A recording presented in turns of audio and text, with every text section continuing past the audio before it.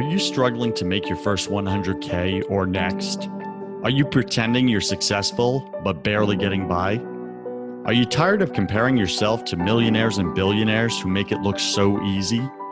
Welcome to First 100K, the #1 entrepreneur voice in America. I talk about the important things that no one else is talking about, like how to make your first $100,000, because I believe this is where 90% of entrepreneurs get stuck. And I tackle the mental game of entrepreneurship that we all secretly struggle with but won't admit. My guests are successful entrepreneurs who share their mistakes, their #1 fears, their daily habits, and their superpowers that push them over the 100K mark. I'm your host, your coach, your friend, Joseph Warren. I'm also a 10-time failed entrepreneur and the owner of 2 co-working spaces here in Tampa, Florida. This show was created for you, the entrepreneur who's pushing to break through the elusive 100K milestone. Wherever you are in your business, you're just 100K away.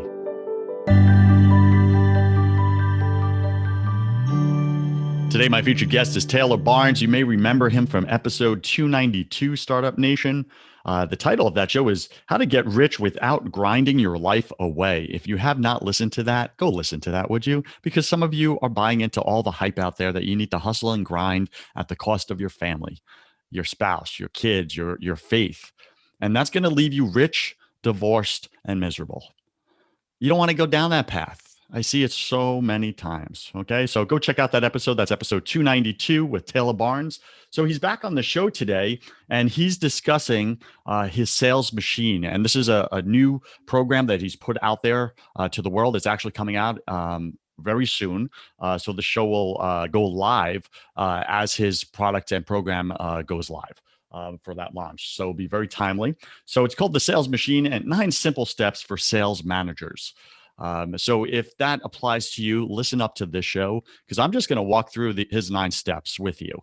And he's going to just break them down, unpack them for us, easy to understand. So grab your pen and paper, start taking some notes. And just a little background on Taylor, if you don't remember. He's the Senior Vice President of Global Business Solutions at CentricsIT and was in his early 20s when he formed the company with his partners. Now, Taylor has helped the organization become one of the fastest growing companies in Georgia, that's here in the USA, and one of the top IT solution providers in North America.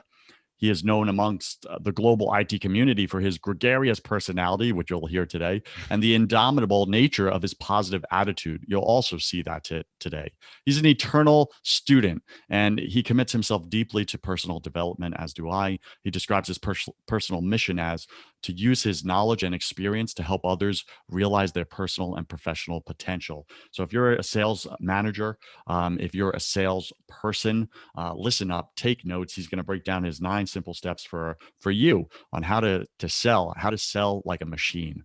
All right. So Taylor Barnes, welcome to the show. You can find him at taylorbarnes.com. Taylor Barnes, welcome to your first 100K podcast. Again, hey, top buddy. 100 podcasts on iTunes for entrepreneurship. Go ahead and fill in some of the quick gaps in that intro, would you? Yeah, Joe, thanks for that. Great to be back. And thank you for the great intro. When you hear words like gregarious and indomitable, that might be the 2 buzzwords of the day for me. So yeah, you nailed it. Basically, throughout the last 15 years of us growing our business, I've been heavily in charge of, leading the charge for business development relating to a lot of our services platforms that's given us the ability to create projects and programs and go to market strategies and, work with the individual sales reps and the sales managers just to basically create a rock star sales team. And that's really what this 9-step program is about. It's taken everything that I've learned over the 15 years of being an entrepreneur and increasing the sales, 400% and 500% over the life of the organization. Moving us into 5 countries all over the world. And I feel like I've learned a lot of things and I want to showcase a lot of these things. And I believe there's a real big need out there specifically for this. So really specifically, the sales machine is directed at sales managers or sales leaders, right? And it's designed for organizations that want to increase their top line revenue and decrease their employee turnover. In the sales game, for instance, there's turnover every 13 to 15 months, according to some of the largest studies out there. That could be for a number of reasons, but for most of the part, it has to do with, their happiness within the sales team and their ability to grow and learn and scale their work-life integration, et cetera. This really is the roadmap for sales managers that gets their team into a culture of continuous improvement while keeping a very close eye on their work-life integration. So you make sure that you get the best version of that individual every single day. So that's what the whole thing was born on. Got it. So right here on your website, right? I'm at taylorbarnes.com, Startup Nation. Go check it out. I see it says just in big, bold headline, your sales organization is run by people, not software. That's right. Right now, software is good. Software helps automate our lives so that we can have that work life integration. So, what do you mean by that specifically? Yeah, good question. So as it relates to sales, one of the biggest things that companies tend to invest in right off the bat is software, different prospecting softwares, CRMs, anything that they can automate. And I agree with you 100%. There is extreme power in automation. So take no take no counter to that. There really is. But where it falls on its face a little bit is forgetting the fact that people manage the software that helps the organization run. And so when they turn all these investments into all these softwares and these tools and these technologies, that's great and everything, but they fail to have the similar investment within the people, within the group, within the culture, within the organization. And unfortunately, if they don't have that, then the systems and the technology, that doesn't matter because no one's entering in the data. No one's making sure the data's quality. No one's making sure that, inbound leads are coming in, and, no one's making sure that the deals are going through the right workflows and whatnot. So I think a lot of organizations take their eyes off the ball on the people aspect when they look at a lot of things like systems and technology, and they really try to automate. And if you're a sales organization, then you have people. If you're a marketing company, then maybe the entire thing is based on tools and technology, and that's fine. But if you're a sales organization and you have humans in your organization, that's really where you have to watch that a little bit. You can't just automate and tech it to death. It's not going to work. I've seen it. And honestly, I've worked with a lot of organizations that have done this, and the results are consistent. It's continuous employee turnover. It's them not seeing the big picture. It's them thinking they're being micromanaged, right? All those things. And what people fail to recognize is that's so mentally debilitating at the rep level, at the account manager level, because they don't feel like a lot of their stuff that they're doing is contributing to the big picture because there's a gap that they really can't see. And that's what this is all about.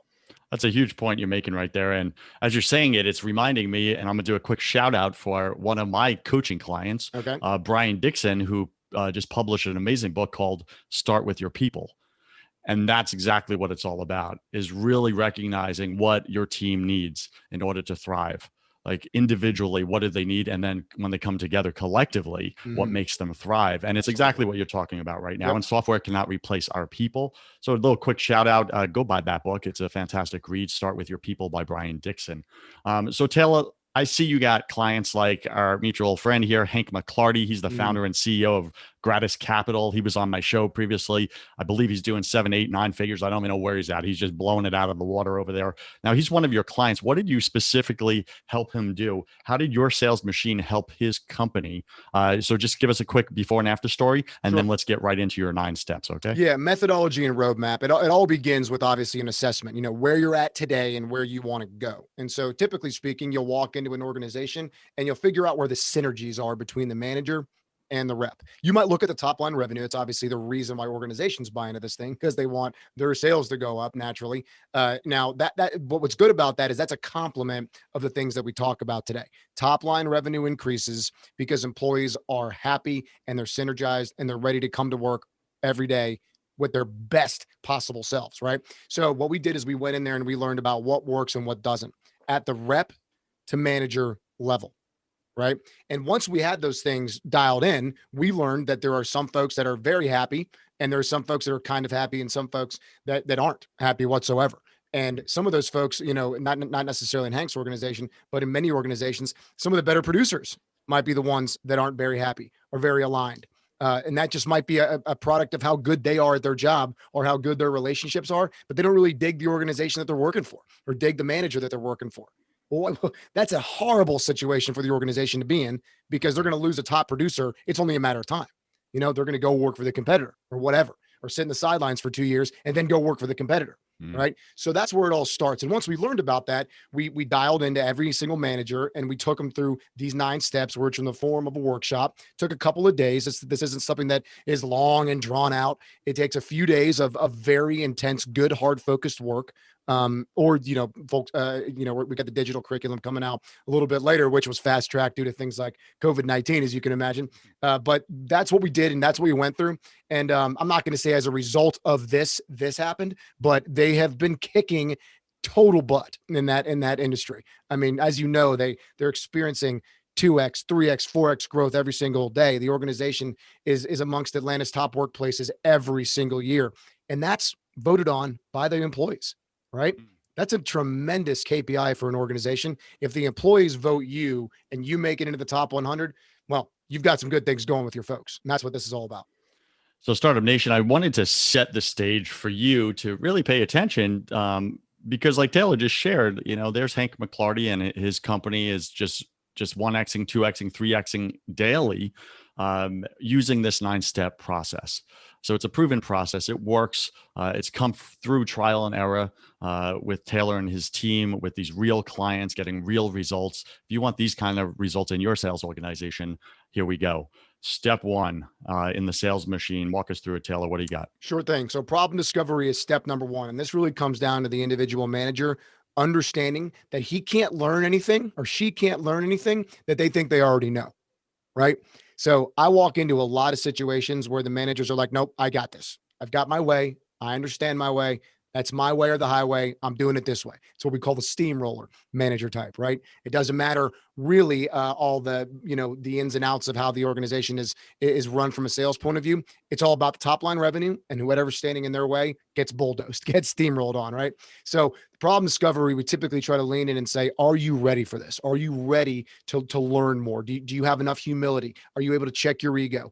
Are you open to feedback? And we really have that kind of, microscopic view of the individuals. And then we kind of soften them up a little bit to make sure that they're ready to receive more information. And then once that's done, we typically move on to step 2. Step 2. Before you go there. Yeah, please. Before you go there. Yeah. What if, right? And this is an obvious question, but what if that manager is not willing to get humble? What's the immediate action? What's that next step as when you run into that roadblock? Like, hey, I got an ego that's leading my team. Yep. It's their way or the highway. What do you do as a manager? Well, depending on how the organization is structured, the people that hire me, they want feedback. Right. And these are the types of feedback that may or may not be, understood ahead of time. So if we got to give that feedback to somebody, that's one aspect. That's never a fun conversation. And number 2, we typically grind on it pretty hard, Joe, to be honest with you. And we bring a lot of things like, everything from Stoic philosophy to really, Enneagram based, how people think and feel and react. And we bring empathy into it. And we bring a lot of different metrics into it to really get them to understand that things are always a little bit different than we think in our minds, right? So if we think we've got this totally figured out, the chances are that we might be doing a pretty good job, but there are always some things that we don't know. And that's, so for those reasons, to kind of summarize, I very rarely have seen that. I usually get the ones that are all in, or the ones that are just kind of going through the motions. You know what I mean? Yeah, got it. So it sounds like you actually have the opportunity to persuade them, that sales manager, in that meeting or a series of meetings before you send that feedback to their employer. So, all right, number 2, step 2, what do you got? Yeah, so meeting of the minds is basically the sales manager's chance to lay it out there on the line. We call it the IPA, the initial public admission, right? And obviously, we always make jokes about, having an IPA with your team is always a good thing.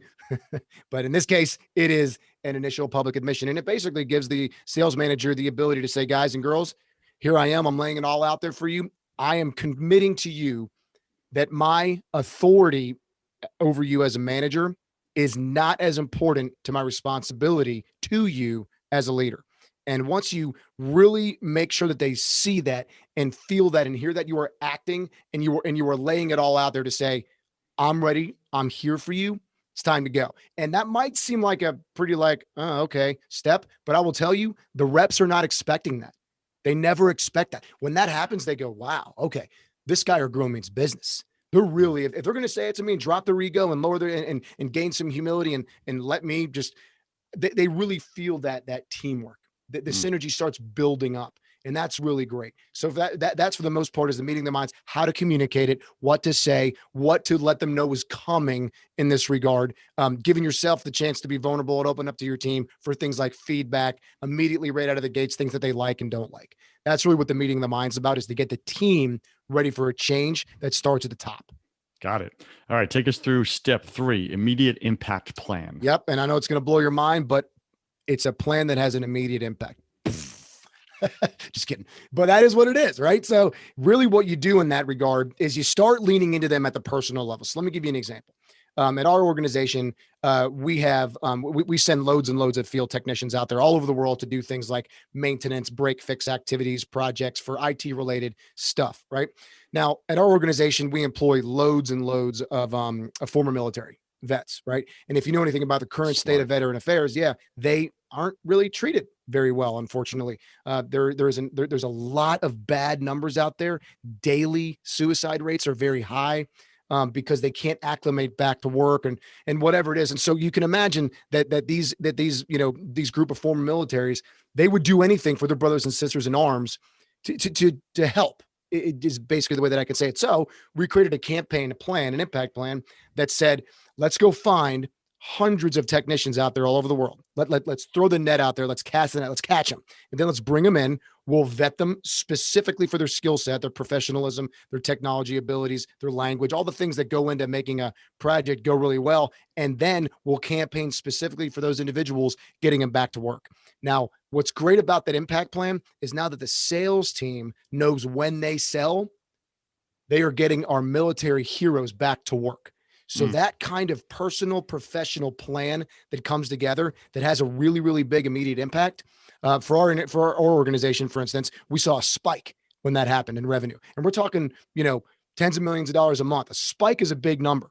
But if you start leaning into that kind of an immediate impact, you're going to see tremendous results at the sales level, at the organizational level. People really do rally behind the right kind of impact plan. And that's a really good starting point and launching point for these sales managers to reach out, understand what's important to their people, understand at a personal level what motivates them and whatnot, and then create an impact plan around that. Makes it fun, energizing, and it really gets everybody rallying on it together. And that's what makes that impact. I really like that a lot, because it sounds like you're building almost a sub vision or higher purpose into that immediate 100%. plan right there that really moves people's hearts and moves them into action, Yep. which leads us to step 4, which is the breakthrough. Yep. Tell us about that. Yeah, the breakthrough is it's a pretty fun step at the individual level. So this is really where we get to focus on ourselves as sales managers and sales leaders. We're getting into what we call the diligence section now. So the first 3 steps were part of the discovery section, where you're learning, you're gaining information, you're gathering information, you're figuring out what's important to the individuals, what's important to you, you're getting vulnerable, you're figuring out where you are and where you want to be. As we move into the diligence section, this is where it gets really fun. So we really focus on self-awareness here at a manager level. So really what this step is all about is understanding how we as sales leaders think, feel, and react. Because as you can imagine, when an individual, a rep, comes to us with an idea, with a plan, with an opportunity, with anything, the way that we react to that individual is going to determine how they feel about us. That's it. You know what I mean? They might feel appreciated. They might feel completely unappreciated. They might feel that you have their back. They might feel that you're just kind of checking the box, whatever that is. And so without knowing really how you're wired as an individual, you stand the chance to send off the wrong message. And that's why we put them through the Enneagram assessment in step 4. That is, in my opinion, at a professional and personal level, the best self-awareness tool that I've ever seen in my life. And we do that. And if you know anything about it, it's a ancient, Chinese personality assessment test that gives you a number. And once you have your number, you can learn how you feel, think, and react. And there's a lot of different material out there that we give to everybody to show them how they would react under stress, how they would react under happiness or joy or anger, right? And once you have that, Joe, the best part about that, I mean, everybody's done a personality assessment, so that's one thing, but people typically do it for them, right? This is really the ability to do it for your team. And now you've got your self-awareness and your radar up. So every time that some bad information comes at you, before you react, you're going to know. You're going to know how to react so that you can auto-correct, self-regulate in real time. And maybe then at that point, the information becomes less bad, less good, and it just becomes information that you can, with mental toughness, make a decision off of. Because if we're making our choices, if we're making our decisions based on the hyperbole of high lows, then Mhm. you're really gonna stand you're really gonna have that moment where something could be really, really great. And so you think you're gonna over celebrate, or something could be really, really bad, and you just, go into a depression. That is so unhealthy at the Mm. leadership level. You have to maintain some sort of level and steady approach to when information comes in. And until you know how you're going to react at an individual level, that's very challenging. I think the way you presented that is vital. I think of my own life, just how I show up in business, not just with my team, but how I show up with my clients, with Yeah, vendors, etc. How I show up in my marriage, how I show up in my exactly. parenting. Yes. The impact, the ripple effect is ginormous. Yes. And I can really see that ability to have that breakthrough because I think most of the problems in our lives come through us giving meaning to meaningless events. Things Right. just happen and we Yeah. give this big meaning to it, negative or Yeah. positive. What if we could just look at it as a meaningless event, pause, assess, and then choose? Exactly. That changes everything. So I definitely get step 4, which is the breakthrough.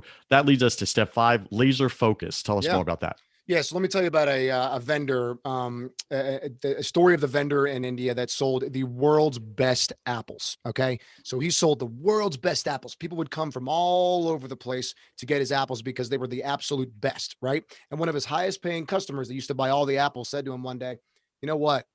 If you would sell oranges, I bet you would have the same amount of business. You could double your business." And he's like, "Well, I don't know anything about oranges. I don't know where to get them." And he's like, "You know what? I bet you could figure it out. You've got a great reputation." And he talked him in to going to sell oranges. And then he sold some oranges. And then the next week comes, "You know what? I bet you could sell some pineapples."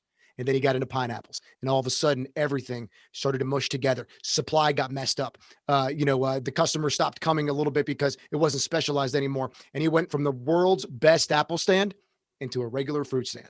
And that's what this step is about. There's so many organizations out there that let the tail wag the dog, that let the customers dictate what they're going to go to market with, right? Instead of looking at your strengths, your opportunities, and what you should possibly niche down on, not up, niche down on to serve the minimal viable audience. And I'm stealing that from Seth Godin. If anybody out there has ever heard of Seth Godin, he talks about the concept of the minimal viable audience. It's the smaller amount of products and services that you can sell to a smaller group of people that have a lot to gain from what you provide. And that, Joe, is the key. The customers have a lot to gain from what you provide, creating the inevitable win-win. That's what this is about. So many organizations take on so much. They do so much to try to serve so many people in so many verticals and so many industries. And what they don't realize is that they have the ability to niche down and laser focus into a subset of those things that's going to give them the ability to deliver exceptionally with their eyes closed, right? And Mm. that's the kind of delivery that takes no effort because you're so damn good at it. You know what I mean? Mm. No effort. I air quote that, but you're so good at it that it becomes that consistent, well-oiled machine. And then you're into that machine mode, right? Where you're not recreating and every single time that a deal comes in. That's what we talk about with laser focus. That really makes sense. Immediately, I think of companies like Zoom, the platform that we're on right now. I've been using Zoom for the past 3 years for both my top 100 podcasts. And in the beginning, I was like, wow, here's a product that just, they do one thing and they do it well. They do Yeah. it with excellence. It just works. I don't need all the robust Yeah. everything. I just needed to do this one thing. And now look at this. They stuck to the one thing. Pandemic happens and they are the go-to choice for Yep. everyone. And they just blew up, right? Yeah. Talk about spikes in revenue there. All Yeah. right, And to let's your point, Joe, it's so tough to say no sometimes, but you have got to have the discipline in order to say no, to focus in on what you're good at. And that stuff that we talk about, discipline's a big part of step 5. That's really what we install into that sales leadership team. Because how many times you heard a sales guy say no? Not very often, right? They want to say yes. I get it. They want to. But this is about creating the discipline to laser focus down into that smaller subset that we talk about. and Startup Nation, I just want to tie this into your personal life, your home life, not just work. Like learning to say no to the things that are Mm, going to take away from the people that matter to you in your life. As a parent, you want to say no to certain things yep. that are going to take you away from that time with your children. You only get so much, then they're grown and they're gone. Yeah. So like the same thing with your spouse. I just want to say that laser focus. What do you stand for? What will you not stand for? Where are you going to spend your time? Where are you not going Love to it. spend your time? Absolutely. Take us to step 6, teamwork redefined. Yeah, teamwork redefined. So now that you've got, a lot going on, you've seen a lot of movements, and now you're getting in, some really good in-depth conversations with your sales team, your design team, you're lasering down, you know a lot about yourself. Well, now that you've got all these things moving, teamwork redefined really comes down to you're either on the boat or you're off the boat. And that's really what this step is about. There's a lot of organizations out there that unfortunately really don't lean into if they've got the best possible team at the best possible time. Right. So look, this is where you have the ability to have that one-on-one, that very, very specific one-on-one with every single member of your sales team. And this is where you find out what they love about their job, what they hate about their job. And you as a sales manager, this is your moment to be wide open. Remember, at this point, we've dropped our ego. We are humble. We are open to communicate to any sort of feedback. We're not firing off on reactions. We're having that, like you said, we don't give meaning to meaningless things, right? We are mature enough to hear it. So I always remind people on that one, because when people hear, I don't like this about my job, their first reaction as a sales manager is get over it. You're in sales. When I was your age, I did this and that. That's going to ruin it. Don't do that. That's my little disclaimer for you folks. So at the team say that's where you say, okay, now it's my turn. This is what I think you could do better. This is what I think I could do better. And you leave there on the same page or not. And that's the big thing, is the or not. This is your moment to have that uncomfortable conversation if you have to. And if you decide that it's best to part ways, trust me on this one, it's for the best interest of both of you. That's it. Again, there's no emotion in this. It's not an easy conversation to have, but we are here in the best interest of the people, of the brand, and everybody can deliver this information with love in their hearts. We're not saying to turn around and be a jerk about it. It's nothing like that at all.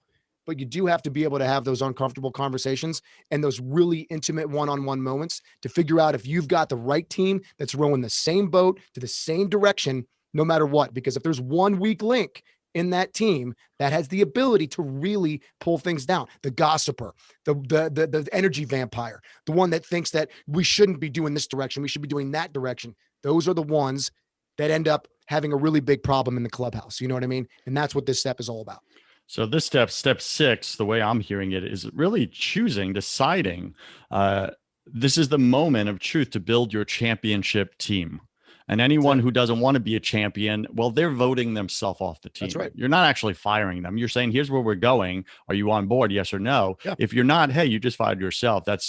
You're free to leave. So I really love that, because that's what it takes to build a championship team. It's necessary. In sports, in business, in life. Absolutely. All right, take us to step 7, the sales machine. That's right. Well, KPI mastery, step 7, and then this is where we begin delivery. I can see where you thought I did it the other way. Yeah. Yes. You know what? That's really good feedback, because perhaps the design might be a little bit off. So anyway, KPI mastery, right? Step 7. First off, let me start by saying KPIs tend to get a bad rap, right?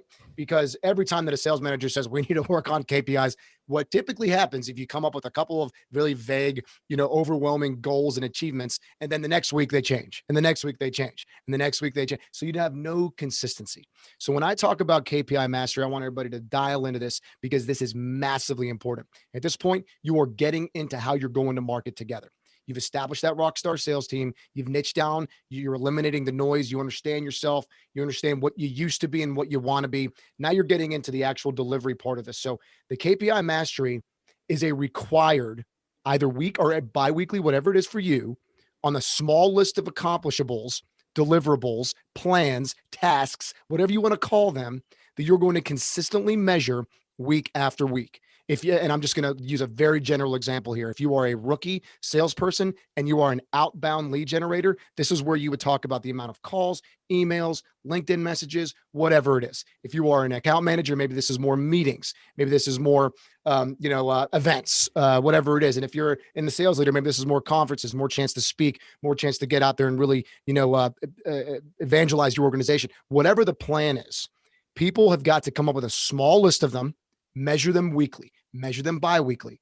Because if you're not doing that, it's like Peter Drucker says, right? You can't improve what you can't measure. You know what I mean? And I'm butchering that quote, but it's you can't manage what you can't measure. That's what he said. So if you can't manage what you can't measure, and if you're not measuring week over week performance, month over month performance, if you don't have the data to do that week over, then what are you doing?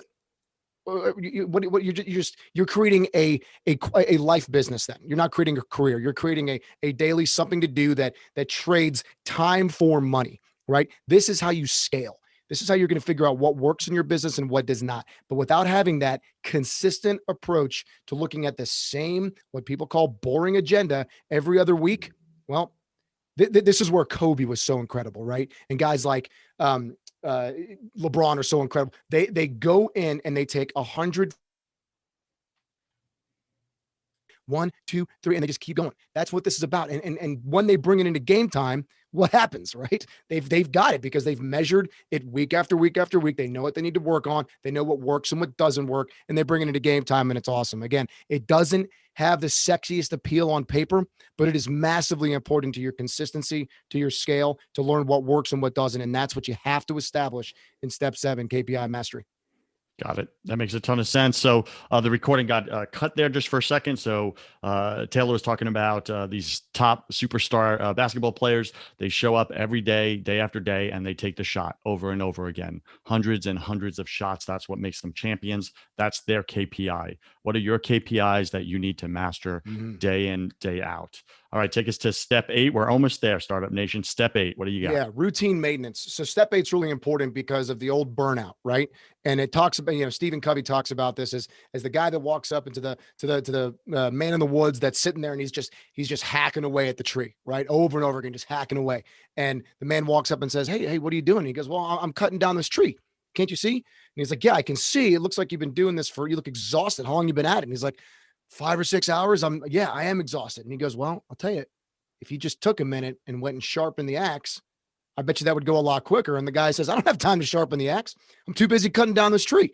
Right. And that's what happens. How many times have you been in the middle of this, Joe, where you're working so hard and so feverishly on a project, and then you look back a couple weeks on your progress and you've made none or very little? Right. Because so many times what happens in sales is you feel like you're working so hard, it must be the right thing that you're working on. I must be spending the right time with the customer. I'm sorry, the right time with the wrong customer. You're spending loads and loads of effort on a project that's got no chance of closing. You're doing all these things that feel good, that feel like they're making an impact, but they're not. Right. So to me, this sounds like really separating or distinguishing between busy work and productive work, like what actually turns into revenue work. Yep, that's exactly right. It's the difference. It's really where you put it on a pedestal, working hard versus working smart, right? And look, I mean, there's a lot of that has to go into it. And also a lot of times where you could be working hard and just simply burning out, working smart and simply burning out. So what can you do in this model? Do you need to niche down, for instance? Well, take a break, get some routine maintenance, go back to step 5 and dive in. Do you need some routine maintenance because you're starting to fly off at the handle mentally? You're reacting a little bit poorly, whatever it is. Well, go back to step 4 and remind yourself how you're wired, right? That's the beauty of this step is you can go back and you can pick and choose from things that you've learned throughout this journey that have helped you in this regard, right? That's and all that is encompassing in working smart. It takes a leader to look at an individual's work and say to him or her, this is not working smart. This is just you hacking away at that tree with a dull axe over and over again. It's going to take you days and days to chop it down, and it's not going to be worth it at the end of the day. Because at a sales rep level, as you know, as I'm sure you've seen, we will make 1 million phone calls to the same individual. We will spend, 1,000 pricing exercises on the same company. We will quote and quote and quote and do whatever. And the whole time, they're just leveraging our pricing to get a better deal. Whatever it is, it takes a leader to realize that and routine and help them with their routine maintenance, get them, on the right path of working smart again.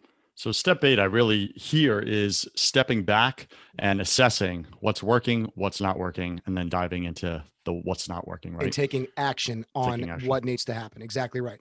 Got it. Awesome. All right. And we're at step 9, the sales machine. And here we are. And this was the ultimate deliverable in the sales machine. Now, a lot of people think, okay, well, I'm ready to go. I've got everything that I need. And at this point, quite frankly, I think you might. Now, one thing to consider here is that this step is really all about the culture of continuous improvement. It is truly about the mindset that there is no finish line, right? I like to say that the only finish line that high performers cross in their lives is at the pearly gates, right? So this goes into the entire mentality of the sales machine that says, what can I do better? What can I always look to improve on? How can I serve more? How can I give more? How can I love more? How can I make my organization, the best possible in the world? Not just showing up every single day, letting your email dictate your day, letting the reactions. This is where you could start coming up. We brought it up last time, the EMRP. This is where I would install the EMRP for some sales managers, having them exercise, meditate, read, pray every morning in a routine so they can show up to work ready to work, right? This is the work life integration step. This is where we remind folks and we give them drills that nothing can be great. I'm sorry, nothing can be bad at home if you expect it to be great at work, and vice versa. You can't do one without the other. The idea of balance is a myth. It is an integration. I agree with you. And I think I'm going to do a self plug here just for a second, because you know what I do. I help high achiever, high performers blow up rocks in their life, especially at home, that are impacting them at work. Exactly what you said. And I'm wondering, maybe in the future, you should refer some of your clients to me to go blow up the rocks at home so that they can perform even better at work and hit all these revenue targets. Yeah, man. Just makes sense. So yeah. All right, how do we wrap this up in a bow? We got our 9 steps. There you have it, Startup Nation. The sales machine, 9 simple steps for sales managers and sales leaders just like you. What have we not said, Taylor, in these 9 steps that you really want to land and convey to our audience today? Yeah, really, it's just about getting started. Get off zero. Get off zero. If you are not getting any sort of external, whether you want to call this coaching or road mapping or consulting or whatever you want to call it, get off zero. Because it is massively important for you to have an external point of view on what and for the record, this doesn't come from Centrics. This comes from loads and loads of research, loads of other organizational feedback at the leadership level. This has been bulletproof tested lots of times. This has changed. This has evolved. These 9 steps didn't look like this a couple of years ago, right? And I didn't want to release it because I didn't think it was ready. Right. And now that I've seen the results of these specific 9 steps and what it does to the top line revenue and what it does to their employee retention and what it does to the sales person and sales leaders' happiness on a day-to-day basis, it's great. In my opinion, I guess I'm a little bit biased, huh? But I think it's pretty great. So I would say, regardless if it's this or anything else, guys and girls, I would get off zero, go get some outside guidance on what it looks like for you to get into that culture of continuous improvement. And I think if you just get off zero, get a launching pad. That would be my advice overall, Joe. Huge advice. Huge advice. All right, Startup Nation, go check out Taylor's program. He's about to tell you where you can go find it. But listen, he just gave you his 9 bulletproof steps to really become a sales master in your organization. Right. And then that's a term I like, a sales master. Whether you're a leader or a manager, you need to become the sales master. And then by example, teach your team how to do that as well. Right. And then for them to teach others how to do it so that you're constantly duplicating yourself. That's how you scale an organization.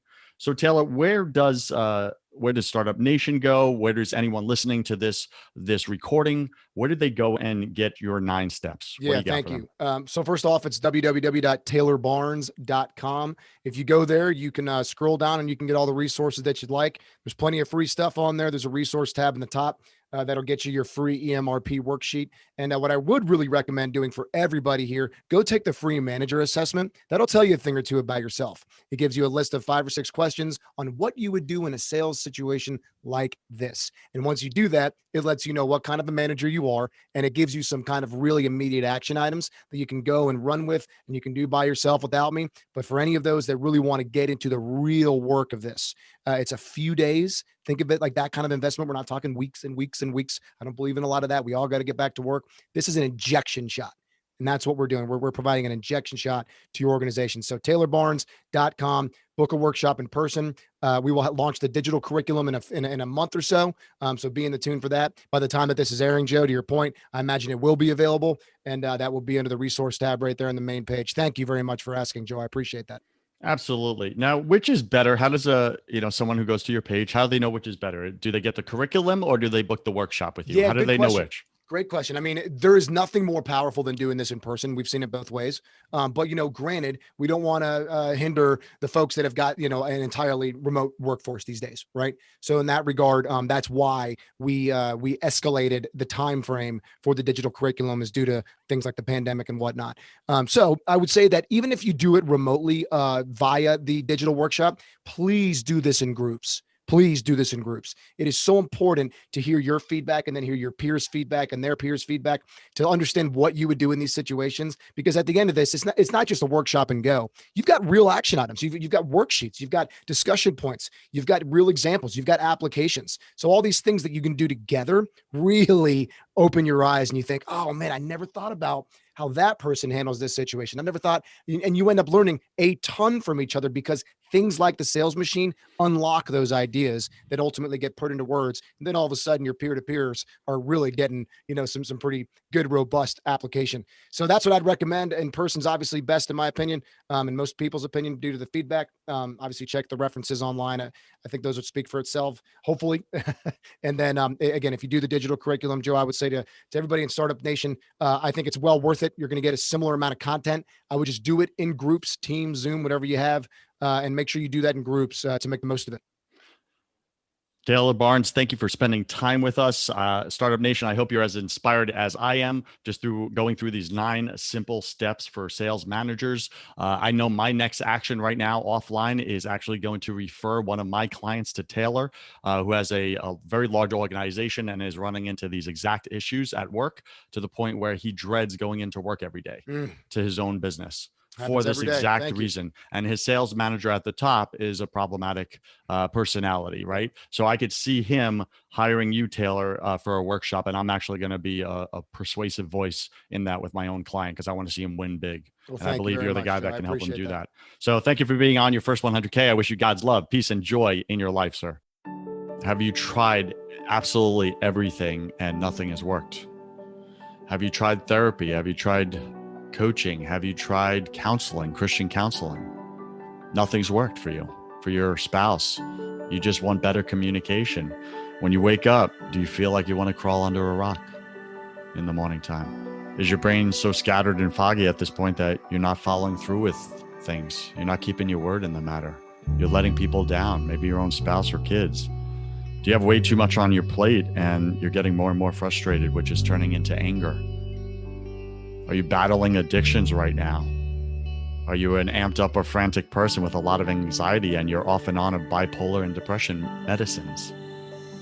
If any of these you connect with, then what I do is specifically this. I do not do therapy. I do not do counseling. Those are for people that want to talk about their problems or learn different ways to cope and manage their problems. I don't do that.